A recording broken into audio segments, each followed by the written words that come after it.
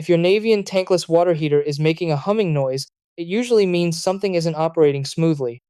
The most common causes include loose panels or screws vibrating during operation, mineral scale buildup from hard water, high water pressure, a dirty intake fan, trapped air, or electrical grounding issues. The first step is to listen carefully and identify where the sound is coming from the unit itself, venting, or plumbing lines.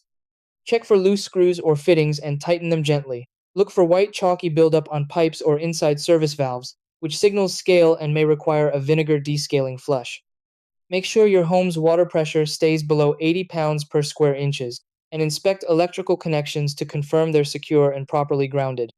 Also clean the air intake filter and fan area, since debris can cause vibration that sounds like humming. Regular maintenance is the best prevention. Yearly servicing, flushing in hard water areas, and keeping filters clean can stop the issue before it starts. If the humming continues or you see error codes, contact a certified technician, especially for gas or electrical concerns.